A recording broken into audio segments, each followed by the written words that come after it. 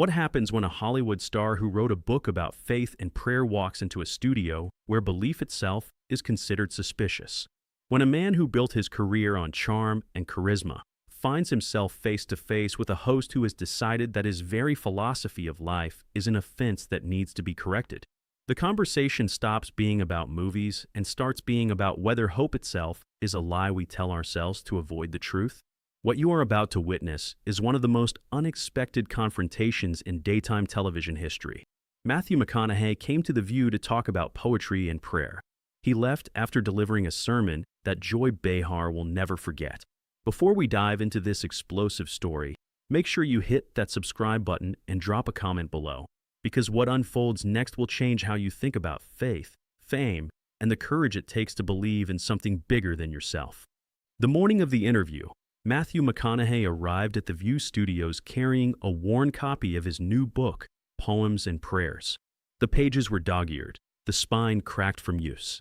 This wasn't a prop for the cameras.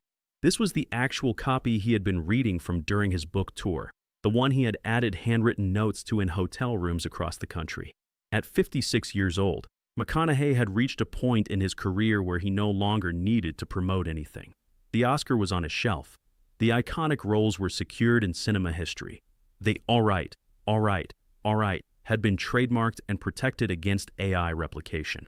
He could have spent the rest of his days at his ranch in Texas, watching Austin FC games and teaching his classes at the University of Texas. But he had written this book because something had been bothering him, something he had noticed in himself and in the world around him. A creeping cynicism, a loss of belief. And he wanted to talk about it. Welcome to The View, Matthew.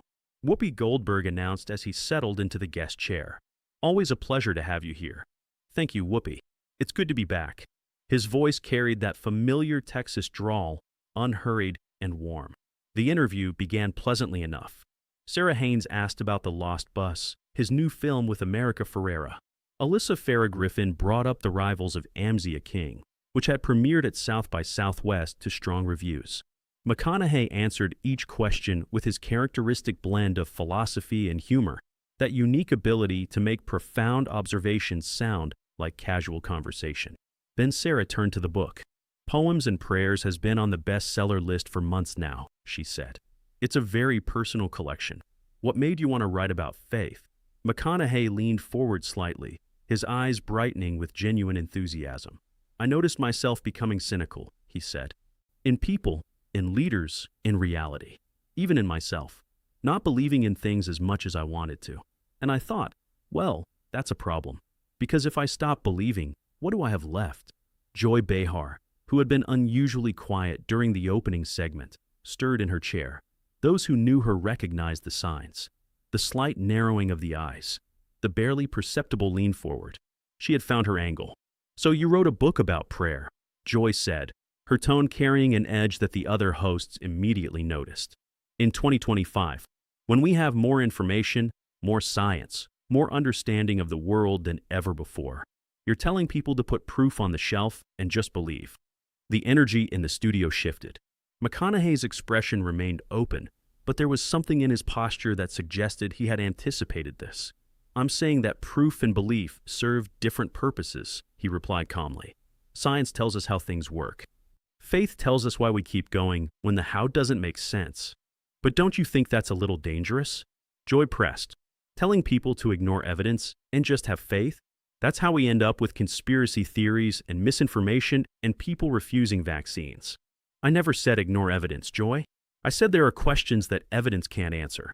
Questions about meaning, about purpose, about why we're here and what we're supposed to do with the time we have.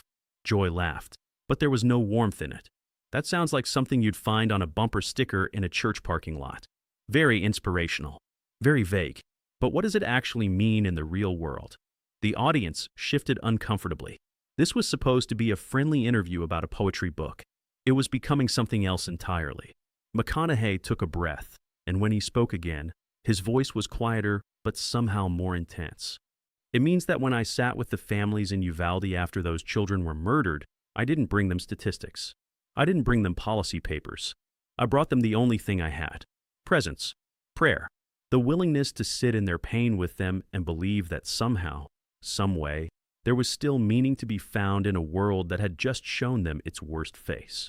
The mention of Uvalde sent a ripple through the studio. Joy's expression flickered, but she recovered quickly. That's a beautiful sentiment, Matthew. But prayers didn't stop those children from being killed. Prayers don't stop any of the violence that happens every day. At some point, don't we need to stop praying and start doing something? Who said prayer and action are mutually exclusive? McConaughey's voice had an edge now. I spent months lobbying Congress after Uvalde. I testified before committees. I met with senators from both parties. I did the work, but I also prayed. Because the work alone wasn't enough to keep me sane. The work alone wasn't enough to keep me from drowning in the darkness of what I had seen. The audience was completely silent now. This had become something far more personal than anyone had expected. Joy, however, seemed energized by the confrontation. She leaned forward with that predatory gleam that regular viewers knew all too well. But don't you see how that sounds to people who don't share your faith? You're a celebrity with a massive platform, telling people that the answer to their problems is prayer. That's not helpful. That's spiritual bypassing. Spiritual bypassing. McConaughey repeated the term slowly, as if tasting something bitter. That's a very academic term for something you clearly don't understand. I understand plenty, Joy shot back. I understand that it's easy to talk about faith when you're rich and famous and have everything you could ever want. It's a lot harder to have faith when you're struggling to pay rent or watching your children go hungry. Something shifted in McConaughey's eyes. The easygoing charm that had defined his public persona for 3 decades began to fade, replaced by something harder and more focused. You want to talk about struggle, Joy? Let's talk about struggle. My father died in my mother's arms when I was 23 years old. My first serious relationship ended when I walked in on my girlfriend with another man. I spent years being dismissed as nothing but a pretty face in romantic comedies, told I would never be taken seriously as an actor. And you know what got me through all of that? He didn't wait for her to answer. Faith. Belief. The stubborn refusal to accept that the darkness was all there was. Not because I had evidence that things would get better. I didn't. I had faith. And that faith was the foundation I built everything else on. Joy's face had reddened, but she wasn't backing down. So your answer to suffering is just to believe harder? That's what you're selling in this book. I'm not selling anything, Joy. I wrote a book of poems and prayers. Personal reflections on what it means to be human in a world that seems determined to make us cynical. If that doesn't resonate with you, that's fine. Put it down. Walk away. But don't sit there and tell me that my faith is somehow an insult to people who are suffering. The tension in the studio was palpable now. Whoopi shifted in her chair, clearly uncertain whether to intervene. The other hosts looked like spectators at a collision they couldn't prevent. I'm not saying it's an insult. Joy backpedaled slightly. I'm saying it's not enough. Hope is not a plan. Faith is not a strategy. And cynicism is. McConaughey's voice rose for the first time. Despair is? Telling people that there's nothing to believe in, that the world is just chaos and cruelty, and there's no point in hoping for anything better? That's your strategy. I'm being realistic, Joy insisted. I'm being honest about how the world actually works. No. McConaughey's single word cut through the studio like a blade. You're being lazy. It's easy to be cynical. It takes no courage at all to look at the world and say it's all broken and there's nothing we can do. What's hard is maintaining hope in the face of evidence that hope might be foolish. What's hard is continuing to believe in people when they keep disappointing you. What's hard is writing a book of prayers when you know half the world will mock you for it. He stood up from his chair, not in anger, but with the deliberate purpose of someone who had something important to say. You want to know what this book is really about, Joy? It's about the courage to be vulnerable in a culture that rewards cynicism. It's about admitting that I don't have all the answers, that I'm still searching, still struggling, still trying to make sense of a world that often doesn't make sense. And yes, it's about prayer. Because prayer, for me, is not about asking God to fix my problems. It's about admitting that I can't fix them myself. It's about surrendering the illusion of control that we all cling to because the alternative is terrifying. Joy opened her mouth to respond, but McConaughey wasn't finished. You sit at this desk every day, passing judgment on people. Celebrities, politicians, anyone who wanders into your crosshairs. And you do it with such certainty, such absolute confidence that you know exactly what's wrong with everyone else. But have you ever stopped to consider that maybe, just maybe, that certainty is its own kind of faith, a faith in your own righteousness that's every bit as unexamined as the religious faith you seem to find so troubling. The accusation hung in the air like a challenge. Joy's face went through a series of expressions, from anger to confusion to something that might have been recognition. "I'm not claiming to be righteous," she said, but her voice had lost its earlier confidence. "I'm just asking questions." "No, you're not asking questions. You're making statements disguised as questions. You've already decided that faith is foolish, that prayer is pointless, that anyone who believes in something beyond the material world is either naive or dishonest. And you came into this conversation determined to prove that point, regardless of what I actually had to say." McConaughey walked closer to the desk, his eyes locked on Joy's. "I've been doing interviews for 30 years. I've talked to journalists all over the world. And I can tell the difference between someone who's genuinely curious and someone who's looking for ammunition. You weren't curious about my book, Joy. You were looking for a fight." "This is a debate show," Joy protested weakly. "We have debates here. A debate requires both parties to actually listen to each other. What you've been doing is performing, playing to an audience that you assume agrees with you, mocking faith because you think it makes you seem sophisticated and intellectual. But you know what it actually makes you seem." He paused, letting the question hang in the air. "Afraid. It makes you seem afraid. Because the only people who need to tear down other people's beliefs are people who aren't secure in their own." The studio was absolutely silent. Even the camera operators seemed to be holding their breath. This wasn't just a celebrity interview anymore. This was something raw and real and profoundly uncomfortable. Joy finally found her voice. "I'm not afraid of anything. I've been in this business for decades. I've interviewed presidents. I've covered wars. I've said things on television that got me in trouble more times than I can count. Don't you dare call me afraid. Then why does my faith threaten you so much?" McConaughey's voice was quiet now, almost gentle. "Why does a book of poems and prayers make you so defensive? If you're secure in your worldview, if you're confident that cynicism is the correct response to life, then why does my hope bother you?" Joy's mouth opened and closed without any sound coming out. For perhaps the first time in her decades on television, she seemed genuinely speechless. McConaughey took a step back, his posture softening slightly. "I'll tell you why it bothers you, Joy. Because hope is contagious, and so is despair.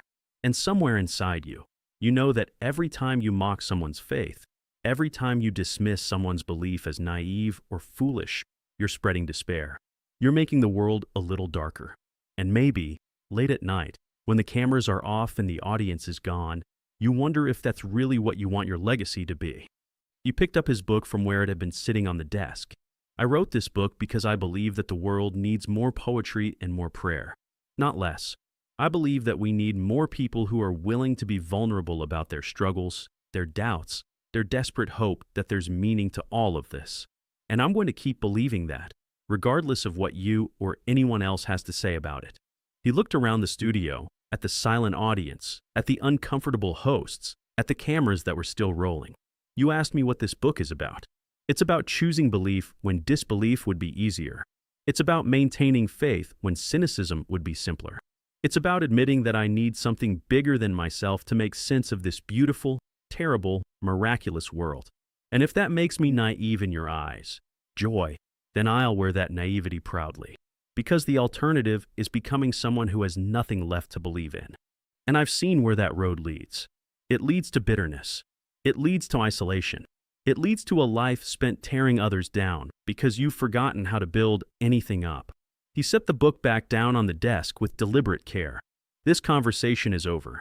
Not because you've won, and not because I'm running away, but because there's nothing more to say. You've made your position clear. You don't believe in belief. You don't see the value in faith or prayer or hope. That's your choice. But it's not mine, and I refuse to let your cynicism dim my light." As Matthew McConaughey walked off the set of The View, the studio remained in stunned silence. Joy Behar sat at the desk, looking smaller somehow than she had at the beginning of the segment. The other hosts exchanged glances, uncertain how to proceed with what remained of the show. In the days that followed, clips from the confrontation went viral. McConaughey defends faith on The View became one of the most searched phrases on the internet. His book, which had already been a bestseller, shot back to the top of the charts. News outlets struggled to categorize what had happened. It wasn't a meltdown. It wasn't an argument. It was something rarer and more powerful, a genuine philosophical confrontation between two fundamentally different ways of seeing the world. Producers at The View spent the rest of the day fielding calls from other networks, all wanting to know what had really happened in that studio. The audience members who had been present described a palpable shift in the atmosphere when McConaughey stood up. Several reported feeling like they had witnessed something historic, something that would be talked about for years. Woody Harrelson, McConaughey's longtime friend and collaborator, posted a simple message. "That's my brother. That's who he really is. The man you saw today is the same man I've known for 30 years. A man who believes. A man who hopes. A man who refuses to give up on the idea that we can be better than we are. I've watched him struggle with faith, question everything, and come back stronger every time. Today, he showed the world what that struggle looks like when it's finally spoken out loud." America Ferrera, his co-star in The Lost Bus, added, "I've had a lot of conversations with Matthew about faith and doubt and everything in between. What you saw on The View wasn't a performance. That was a man defending something sacred to him, and he did it with grace under fire." Willie Nelson, the legendary Texan who had known McConaughey for years, offered his own perspective. "That boy's got the heart of a poet and the soul of a preacher. Always has. The world needs more people who aren't afraid to say they believe in something. Matthew never has been." Even Camila, his wife, shared a rare public statement. "I've watched my husband struggle with the same questions everyone struggles with. Doubt, fear, the feeling that maybe none of this matters. And I've watched him choose belief anyway. That choice, made over and over again, is what I love most about him. He doesn't have it figured out. None of us do. But he keeps choosing to believe. And that choice is the bravest thing I know." The Just Keep Livin' Foundation, which Matthew and Camila had founded together, reported a surge in donations in the days following the interview. Young people reached out saying they had been inspired to reconnect with their own sense of faith and purpose. Teachers wrote about using clips from the interview to spark discussions about belief, cynicism, and what it means to maintain hope in difficult times. Religious leaders of various denominations commented on the exchange. A Methodist minister in Dallas wrote, "What McConaughey articulated wasn't about any specific religion. It was about the human need for transcendence, the recognition that we are not sufficient unto ourselves. That kind of honesty is rare in public life." A rabbi in New York added, "He demonstrated something we often forget in these polarized times, that faith and questioning can coexist. That doubt is not the opposite of belief, but often its companion. He showed us what it looks like to wrestle with the big questions without pretending to have easy answers." As for Joy Behar, she returned to The View the following day without mentioning the confrontation. But viewers noticed something different in her demeanor. A slight hesitation before dismissing someone's position. A moment of pause that hadn't been there before. Perhaps, somewhere in that silence, she was hearing Matthew McConaughey's words.